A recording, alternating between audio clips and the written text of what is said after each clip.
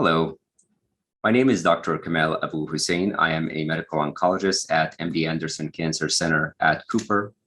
And the topic of my discussion today is treatment of metastatic hormone receptor positive breast cancer. First, I would like to start by reviewing the different subtypes of breast cancer.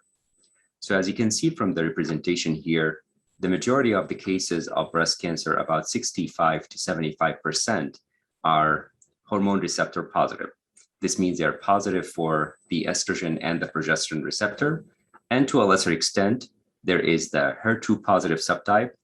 And the smallest subset, about 15%, is a triple negative breast cancer.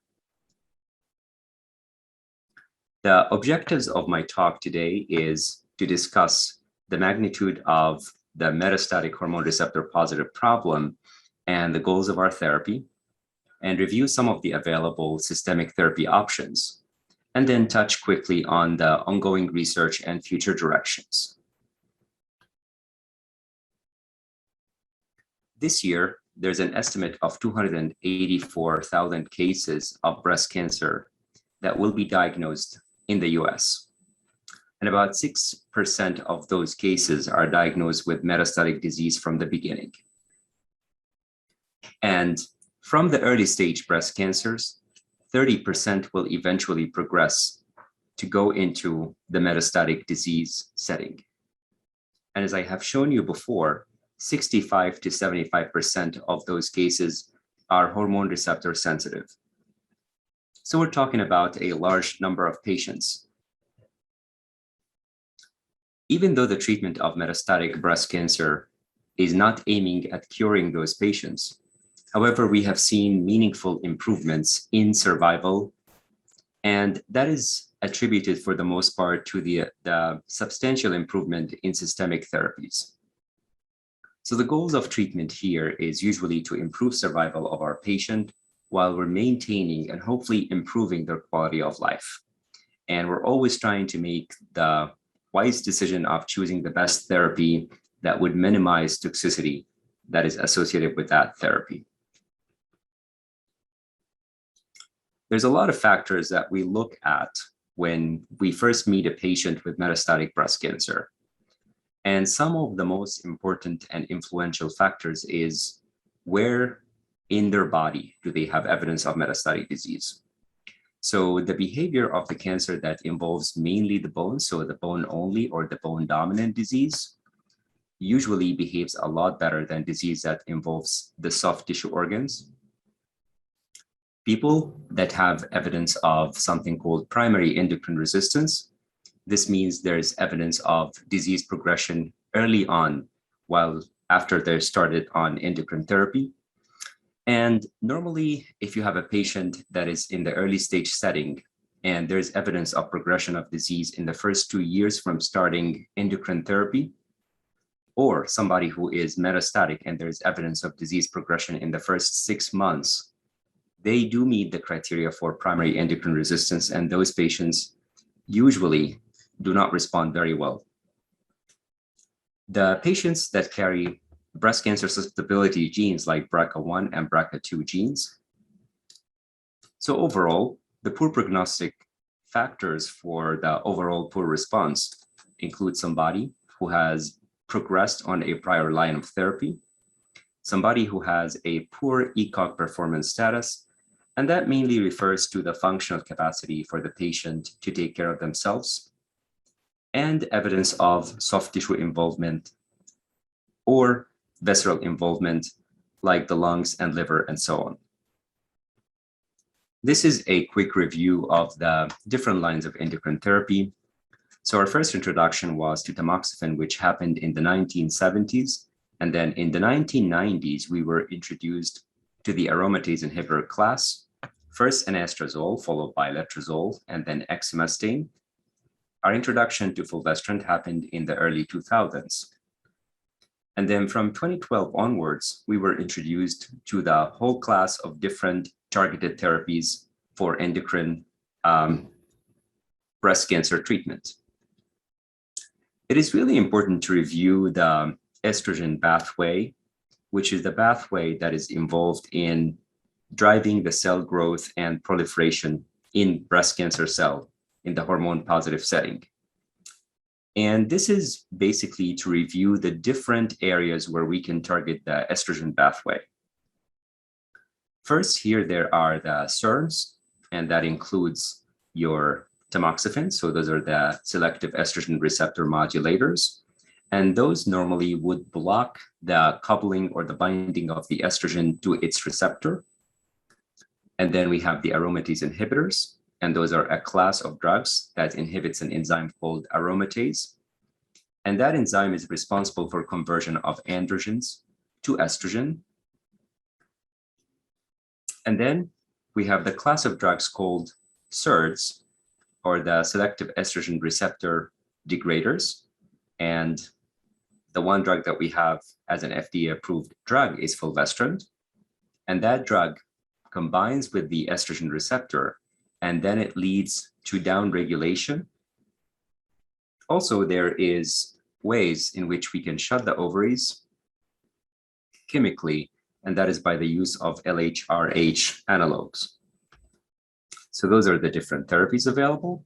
So the aromatase inhibitors is divided into non-steroidal, like anastrozole and letrozole, steroidal drugs like exemestane.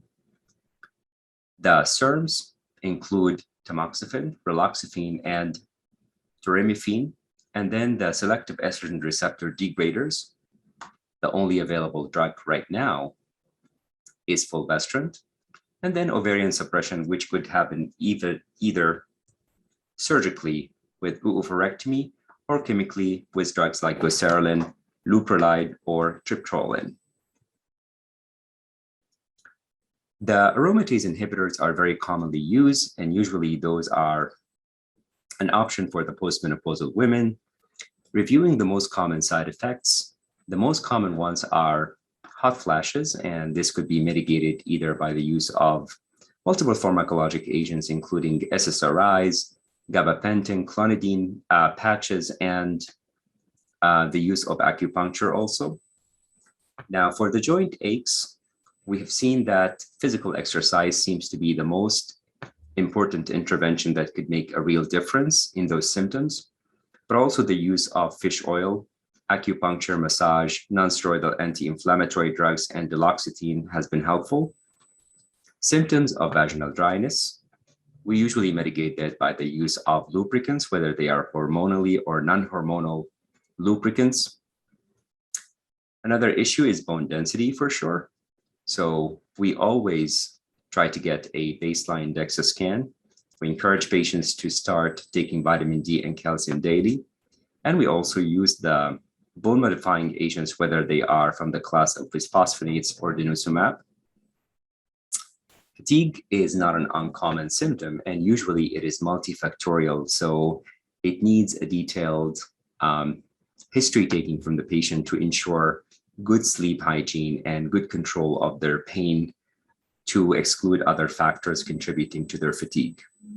Then there are some issues, including hair thinning and brittle nails, and topical agents could be used for that. The tamoxifen has similar side effects in the sense of hot flashes, vaginal dryness, fatigue, and hair and nail issues.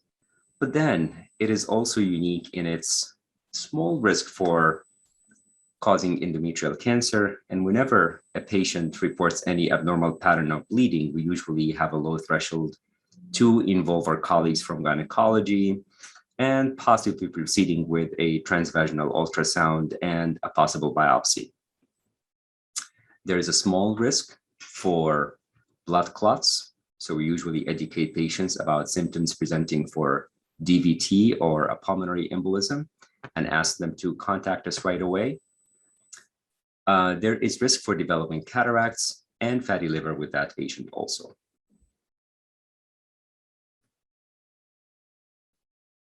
Now, this is the first set of targeted agents we want to talk about are the CDK4/6 inhibitors. Now, the estrogen receptor produces a protein called cyclin D. And that protein, as you can see here, binds to the CDK4 and 6 subunit. And this combination really drives the cell cycle through the phosphorylation of the RB gene and initiation of the cell cycle to move from the G1 phase to the S phase, and cell division happens. Now, when you block the estrogen receptor and you inhibit the CDK4 complex, and that is by the use of the CDK4/6 inhibitors, including 3 agents that are available in the market, including palbociclib, abemaciclib, and ribociclib, then you could slow down everything downstream and you could stop cell cycle and the growth of the cell cycle that is normally driven by estrogen.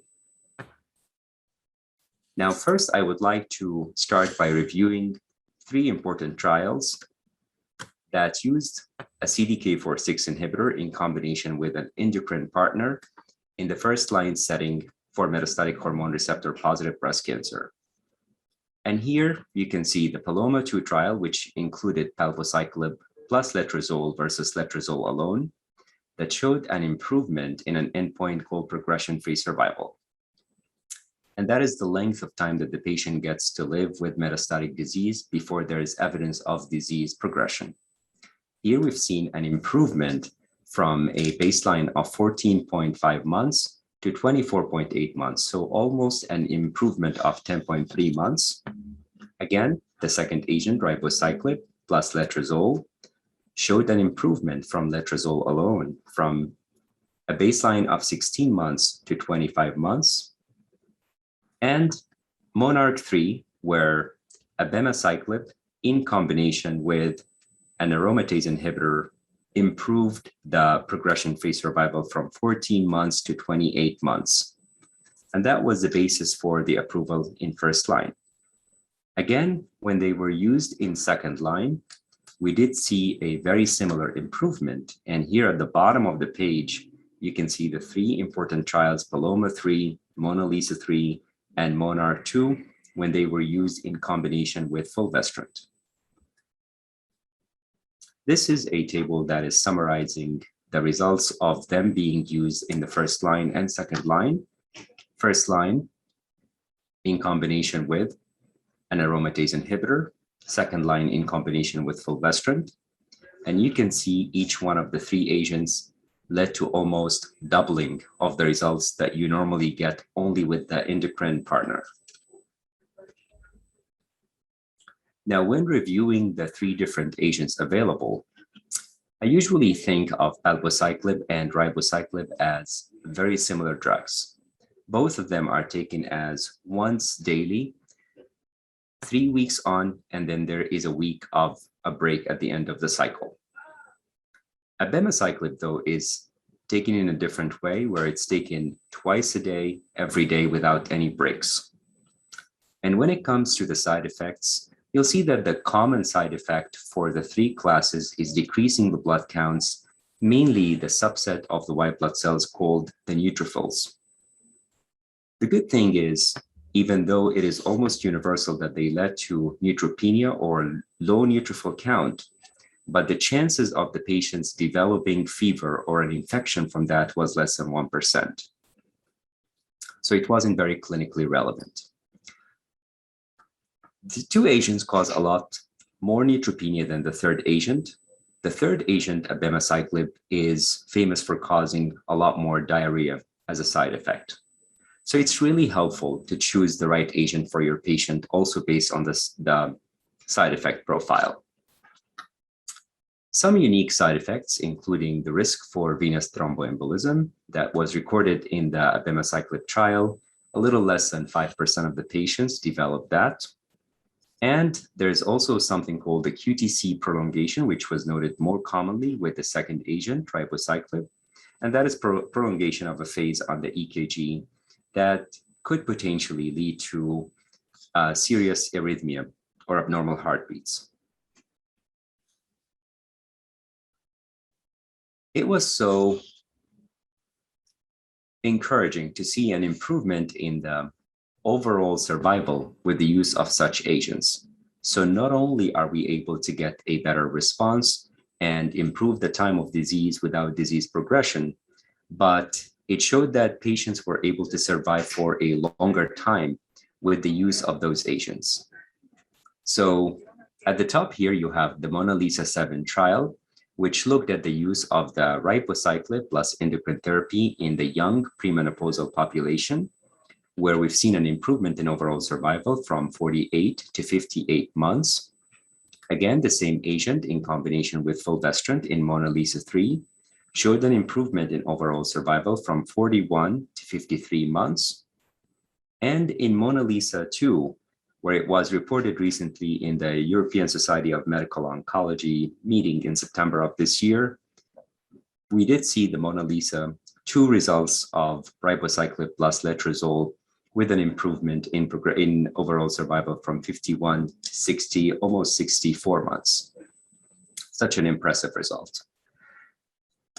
Same overall survival benefit was noted in the MONARCH 2 trial, where abemaciclib plus fulvestrant did improve the overall survival from 37 to 46 months.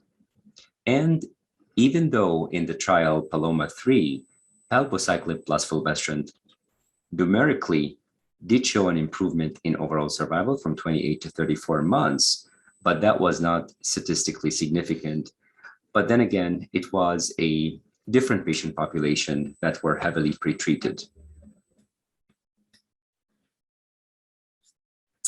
Now, when looking at the cyclin D kinase pathway and how patients can develop resistance to such a pathway and the disease shows progression, a lot of theories and a lot of potential points in this pathway that can lead to such resistance, including the dysregulation of the cyclin D kinase by, for example, proliferation of the protein that we talked about, the cyclin D protein. There could also be a gain and an increase in production of CDK4. There could be a loss of the RB susceptibility gene here downstream, or there could be upregulation of another protein called the cyclin E. Also, there is a very important pathway, which is called the PI3K-AKT-mTOR pathway that could lead to activation of the growth factor signaling system. And so this is the pathway that I was referring to. And targeting this pathway with new targeted therapeutics has gained a lot of interest in the last few years. The first trial that I would like to discuss is a Bolero 2 trial, which is a trial that looked at patients with metastatic hormone receptor positive breast cancer that have been prior exposure to an aromatase inhibitor. And they compared the treatment of using everolimus, which was it's an mTOR inhibitor, in combination with an aromatase inhibitor, exemestane, compared to exemestane alone. And in this trial, we did see an improvement in progression-free survival from a median of 4.1 months to 10.6 months. Such a really nice response. And when it comes to the adverse effects of such an agent, everolimus, there was a significant toxicity with stomatitis or inflammation of the inner lining of the mouth initially, but then after we figured out a way to get around that, now with the use of the dexamethasone mouthwash, we are almost always able to control that to a great degree. There's also a risk for inflammation of the lung tissue called pneumonitis up to 19%, and about 30% risk for developing diarrhea and skin rash. Now, the PI3K inhibitors gained a lot of attention recently. And so the PI3K is involved in the activation of the AKT, and hyperactivation of the PI3K pathway is implicated in the malignant transformation and the development of endocrine therapy resistance. About 40% of the cases of metastatic hormone receptor positive breast cancer do harbor a mutation called the PIK3CA tumor mutation. And alpelisib is a drug that is specific inhibitor to the PI3K alpha isoform. And that was the grounds for this clinical trial, the SOLAR-1 clinical trial. That was a phase 3 study that looked at patients with metastatic hormone receptor positive breast cancer that had evidence of disease recurrence or progression after they have been exposed previously to an aromatase inhibitor. And they broke them down into 2 different groups based on the mutation status. And the group that had the mutation was further broken down into treatment with fulvestrant alone or fulvestrant in addition to the alpelisib. And the mutation negative group was broken down into fulvestrant alone group and fulvestrant in combination with alpelisib. And their primary endpoint was to estimate the progression-free survival in the mutation positive cohort. And here are the results. So we did see an improvement in progression-free survival in the alpelisib group from a median of 5.7 months to 11 months. And when they looked at the results in the non-mutant group, they did not see a benefit from the addition of alpelisib, proving that you have to harbor the mutation in order to garnish that kind of benefit. There was recently an update regarding overall survival, and there was no noted statistically significant improvement in survival for that agent.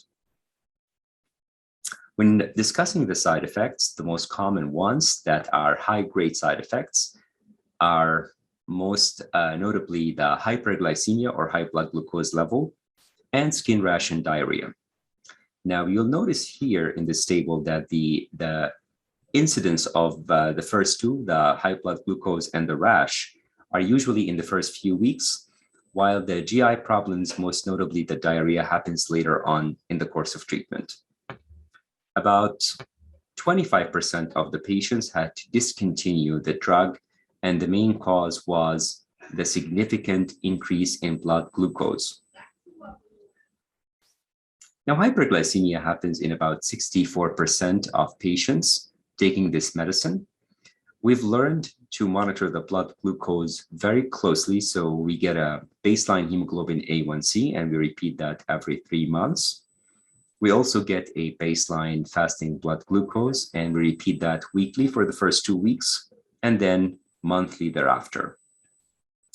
And if the hyperglycemia occurs, we have a very low threshold to starting anti-diabetic medications. The first one normally is metformin.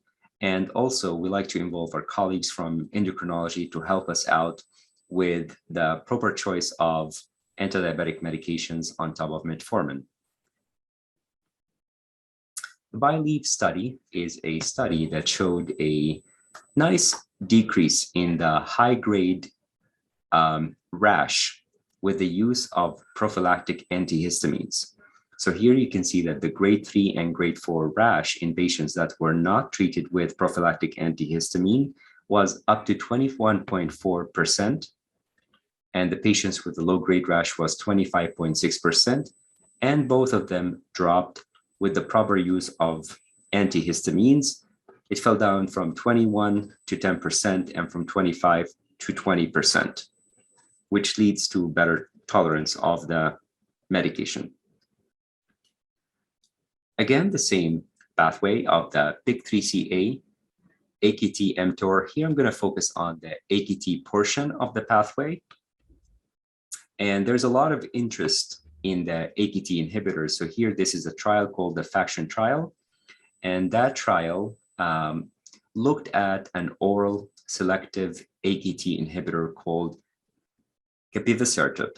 So in this trial, which is a phase 2 study of the use of capivasertib plus fulvestrant for patients that are resistant to an aromatase inhibitor with metastatic disease, we did see an improvement in progression-free survival from 4.8 months to 10.3 months.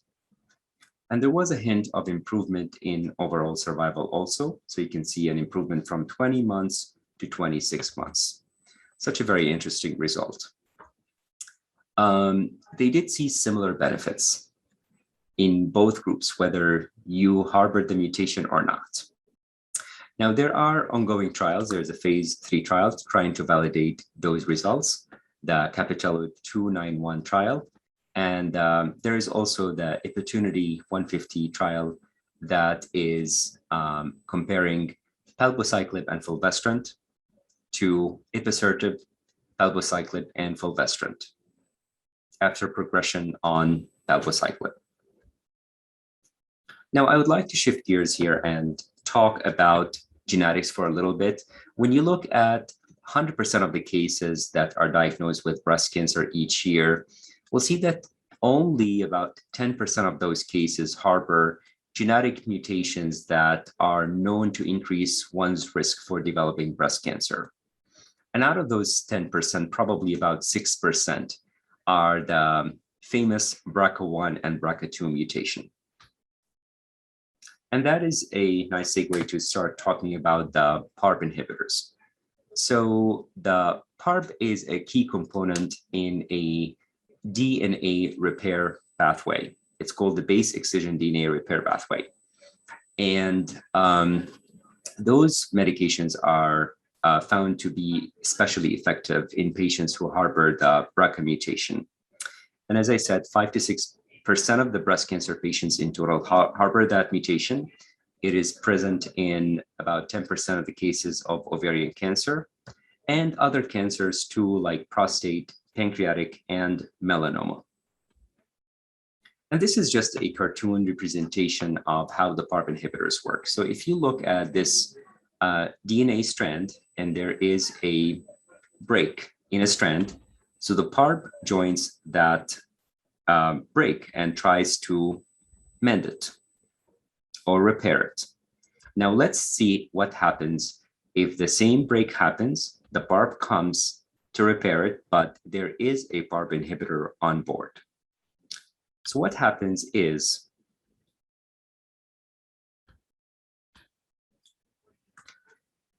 it stops that mechanism of repair, and then the replication fork divides this.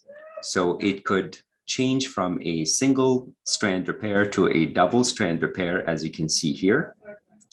And then if the cell is a healthy, normal cell that does not harbor a BRCA mutation, so it is proficient in something called HR, or homologous recombination.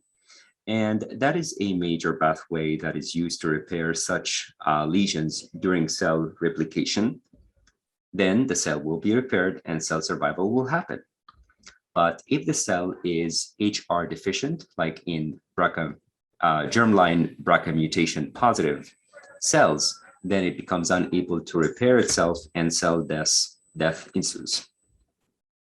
Right now for the PARP inhibitors, we have several available and FDA approved, but when it comes to breast cancer, in the metastatic setting for breast cancers that harbor the germline BRCA mutation, only 2 are approved. The first one is olaparib, and the second one is talazoparib. Now, quickly, I would like to review the 2 large trials that led to the approval of both agents.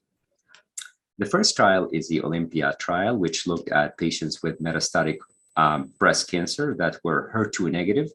So it included both triple negative patients and hormone receptor positive patients. And all the patients harbored a germline BRCA mutation. Those patients could have been treated with chemotherapy before, and if they were hormone receptor positive, they must have seen at least 1 prior line of endocrine or hormonal therapy. And then they randomized them into 2-to-1 fashion. 2/3 of the patients received olaparib as an oral agent twice daily, and 1/3 ended up receiving single agent chemotherapy that the physician found appropriate. And here are the baseline characteristics. And as you can see, it is well balanced on either side, whether the olaparib or the chemotherapy portion. About a little less than 50% of the patients were triple negative. So you have a nice representation of the hormone receptor positive patients, about 50% of the patient population on this trial. And here are the results.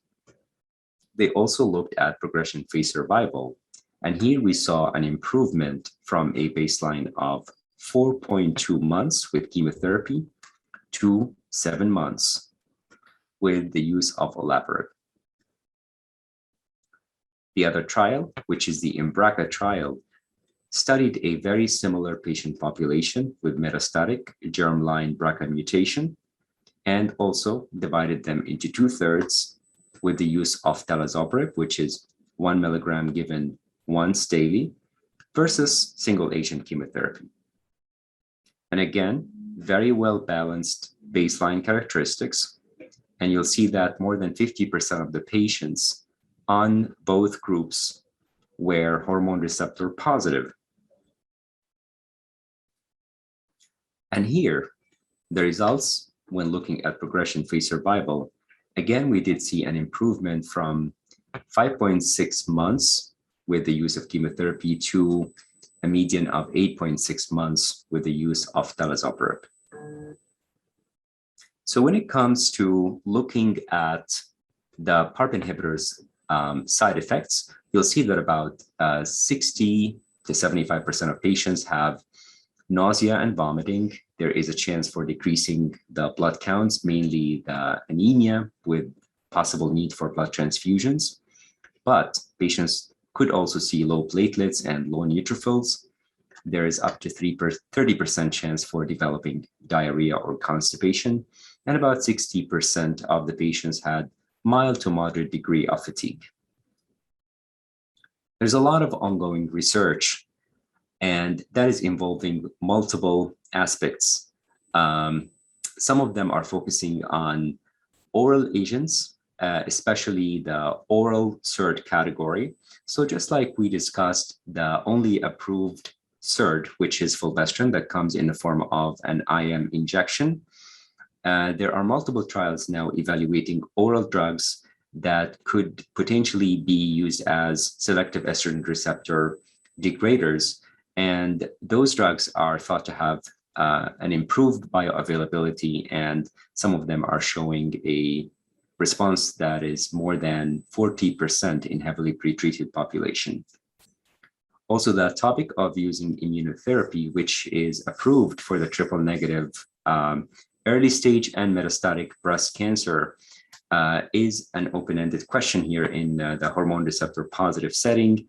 And there is a special interest in seeing whether it has a synergistic effect with CDK4/6 inhibitors after progression on a CDK4/6 inhibitors. The whole idea of antibody drug conjugate is a very smart and novel design of therapeutics in cancer generally. And there are several particles that are undergoing active research in the metastatic hormone receptor positive setting. And when you think about the simple idea of how it works, basically they identify a certain marker or receptor on the surface of the cancer cell, and they develop an antibody that is linked to a drug. And the antibody attaches itself, as you can see here, to the surface marker, and the drug is released intracellularly, leading to directed delivery of a potent drug intracellularly, so that it would hopefully spare the normal cells and lead to less toxicity and better efficiency. So as a conclusion, we have reviewed together that the addition of a CDK4/6 inhibitor to an endocrine therapy partner does improve not only progression-free survival, but also the overall survival for our patients. So it has become a very important first line of therapy for almost all patients. We've seen also the role of the PIK3CA mutation, which is present in about 40% of patients, which showed an improvement in progression-free survival when alpelisib was added to fulvestrant. Also reviewed the everolimus data in addition to exemestane with an improvement in progression-free survival. And that is for all comers, not based on harboring a certain mutation. We did review some data regarding the AKT inhibitors that are very promising not only in progression-free survival improvement, but hopefully overall survival, but we're still awaiting final data. We also reviewed quickly the PARP inhibitors that showed an improvement in progression-free survival in metastatic patients who carry a germline BRCA mutation.